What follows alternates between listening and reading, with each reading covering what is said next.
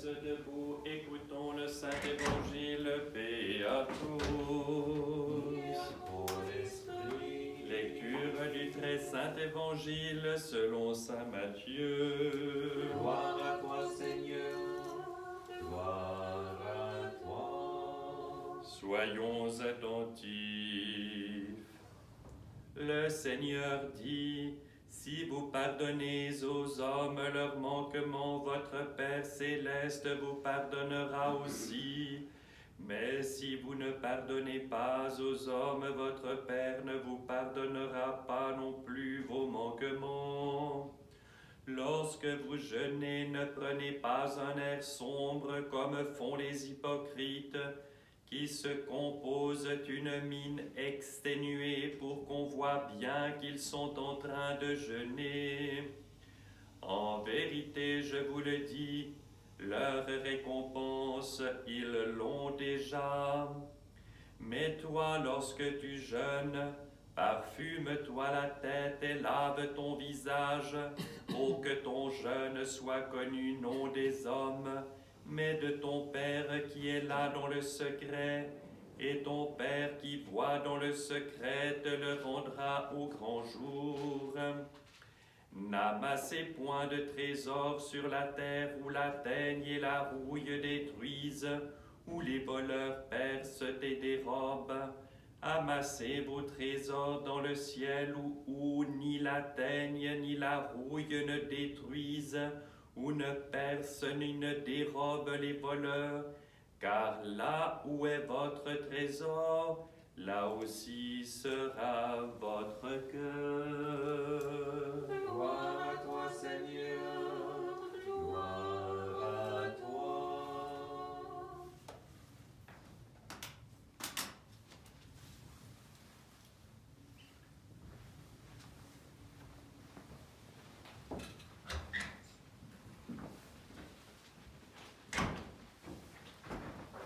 Du Père et du Fils et du Saint-Esprit, ainsi soit-il.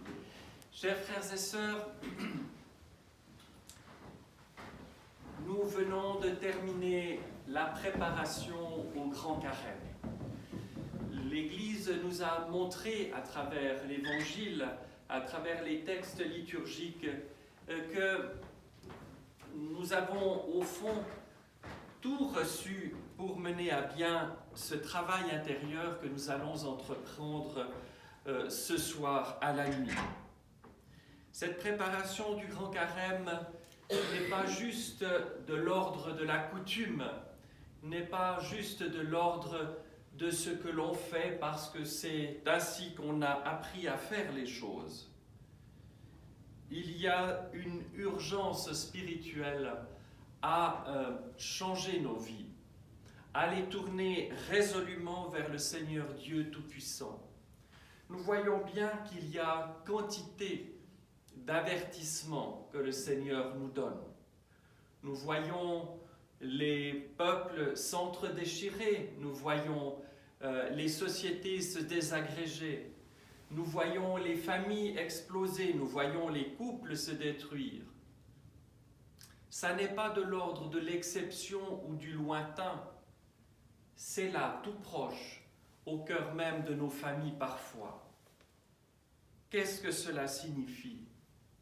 Cela signifie que l'homme est devenu spirituellement extrêmement faible, qu'il a laissé une vie confortable, entre guillemets, c'est-à-dire, pour dire les choses autrement, il a laissé entrer dans son cœur l'illusion qui fut celle de nos premiers parents de pouvoir se débrouiller tout seul, qu'il était assez développé pour pouvoir tout seul trouver toutes les solutions possibles.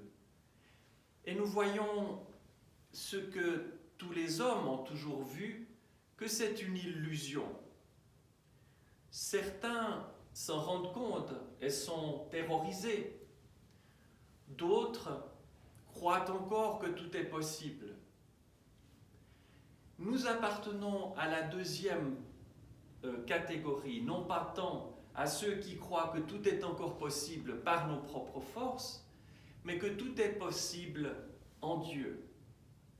Notre foi ne doit pas être une foi tiède, elle doit être résolue. Repensons chacun à notre baptême. Bien sûr que pour la plupart d'entre nous, nous n'en avons pas gardé souvenir, parce que nous avons été baptisés tout petits. Mais pourtant, nous avons assisté à des baptêmes.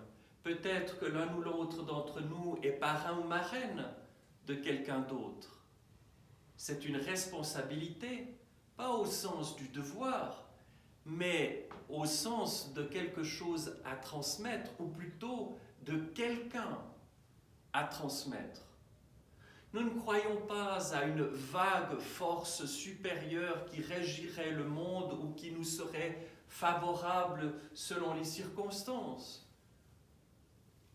Nous croyons en Dieu, le Père et le Fils et le Saint-Esprit, un seul Dieu, qui est fondamentalement amour et miséricorde. Mais excusez-moi que nous ne devons pas prendre pour un débile. Les gens ont parfois une vision qui les rassure de Dieu qui pardonne tout, qui s'arrange de tout, avec qui on peut négocier. Dieu est amour absolu. Il n'est que ça. Le problème n'est pas chez lui, il est chez nous. Il est chez nous qui bricolons avec nos passions, qui nous en accommodons, qui les servons avec détermination. Si toute l'énergie que nous mettons à servir nos passions, nos rancœurs, nos colères, la satisfaction des besoins immédiats, besoins avec un point d'interrogation, si nous mettions cette énergie à le servir, les commandements, les paroles de vie qui nous ont été données et qui ont été données dans l'Ancien Testament déjà, c'est de n'adorer que Dieu seul. Mais nous adorons quantité d'idoles dans nos propres vies. Et nous sommes tous dans la même barque, si vous voulez, de la médiocrité. Ce que je dis là, ça n'est pas dans une approche de jugement. Ah, il faudrait être meilleur que les autres. Nous avons eu le dimanche du publicain et du pharisien qui nous indique où se trouve le chemin dans cette attitude qu'il faut avoir, c'est-à-dire une attitude d'humilité et se défier avec la plus grande rigueur de la propre justice. Nous sommes misérables. Combien de fois ne disons-nous pas dans nos prières tous les jours « Seigneur Jésus-Christ, Fils de Dieu, aie pitié de moi pécheur ». Ce n'est pas de la macération, c'est le constat que sans lui, nous ne pouvons rien faire. Alors il faut recourir à la prière, il faut lire l'Évangile. Lisez l'Évangile jour après jour.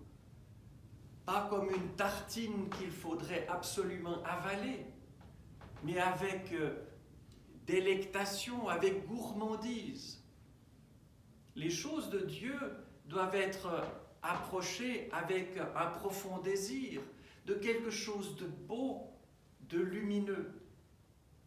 Rappelons-nous à quel prix nous avons été rachetés. Dieu, vous le savez, n'avait pas besoin de s'incarner pour lui-même. Il l'a fait pour nous. Rappelez-vous la phrase finale d'un des derniers évangiles entendus ces précédents dimanches. « Je suis venu sauver ce qui était perdu, pas en perdition, perdu. » Qu'est-ce que cela signifie? C'est que le trésor est immense, que Dieu est tout-puissant, qu'il peut tout, que nous ne devons jamais nous mépriser, jamais nous dire « j'ai commis des péchés tellement épouvantables que le Seigneur ne me pourra jamais me pardonner ». Il peut tout, il est tout-puissant, mais il ne peut pas malgré nous. Lorsque nous voulons à la fois le servir et servir les démons à travers nos passions, ça ne fonctionne pas. Dieu respecte notre liberté de l'aimer comme de le rejeter. Et nous voyons que nous sommes dans un temps où la grande majorité des gens rejettent Dieu. On peut croire à toutes sortes d'énergies, à toutes sortes de forces.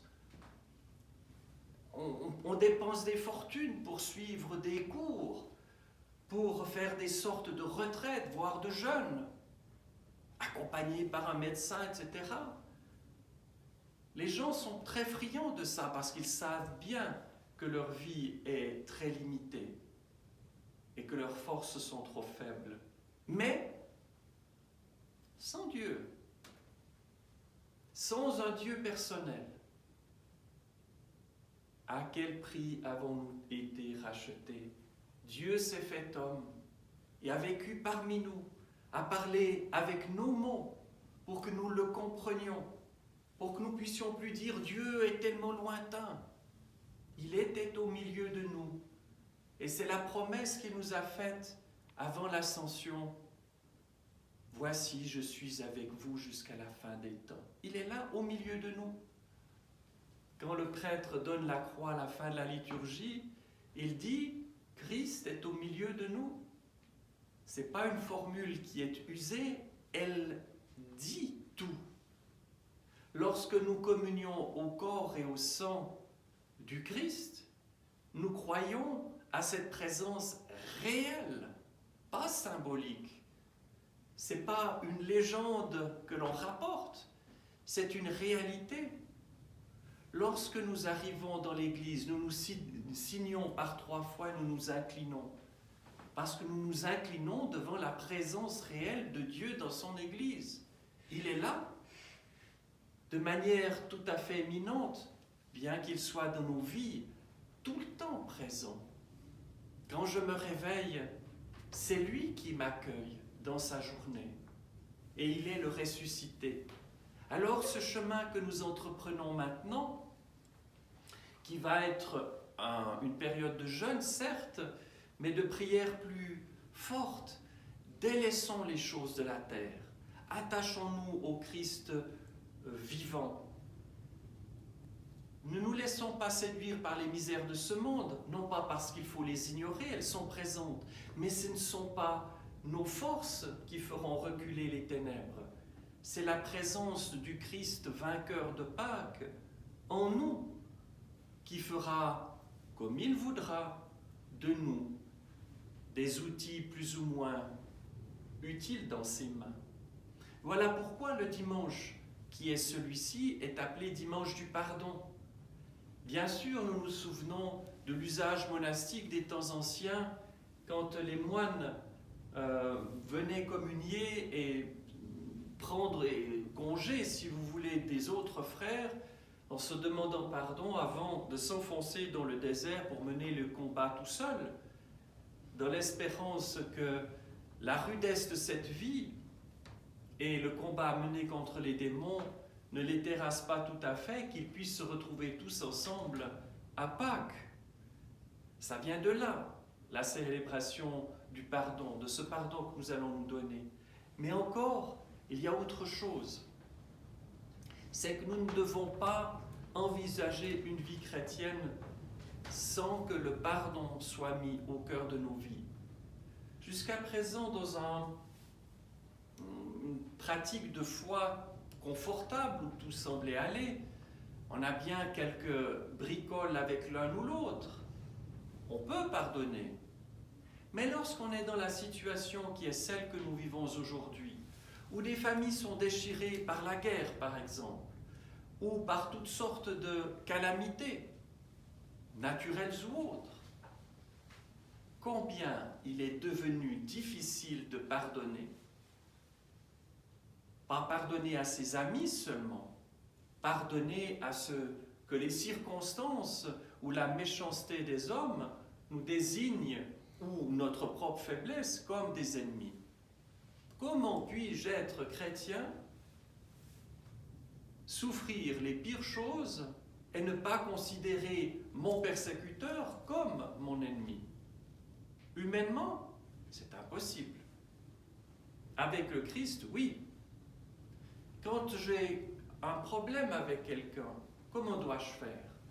Je ne peux pas par mes forces, je peux prier.